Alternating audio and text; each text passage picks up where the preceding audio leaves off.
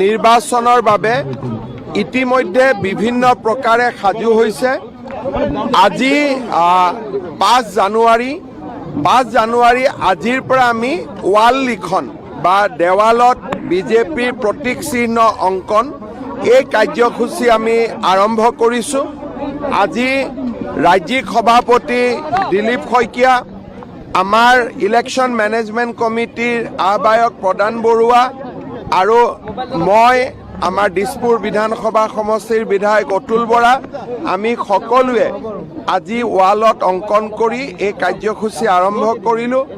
গোটেই অসমতে আজি আমাৰ দলৰ কাৰ্যকৰ্তাসকলে এই অভিযানৰ একেলগে আৰম্ভ কৰিছে আৰু আমি নিৰ্দিষ্ট সময়ৰ ভিতৰত এই ৱাল লিখন আমি কমপ্লিট কৰিম। কেনেধৰণৰ বাৰ্তাৰে এনেকুৱা মেছেজখিনি?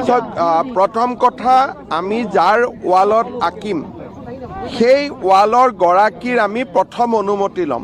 এটা আমাৰ জনসংযোগ হ'ব, প্ৰথম গৰাকীৰ আমি অনুমতি ল'ম আৰু গৰাকীৰ অনুমতি লৈ কাৰ্যকৰ্তাসকলে পদুম ফুল বা কমল অংকন কৰিব।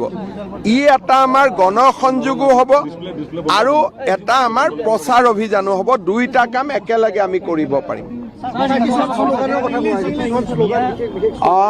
আমাৰ যিখিনি যি কাম আমি যোৱা 5 বছৰ, যোৱা 10 বছৰে কৰি আছোঁ, তাক আমি আৰু এমফেচিছ দিছোঁ। যেনেকৈ অসমৰ সুৰক্ষা বিজেপিৰ প্ৰতিজ্ঞা।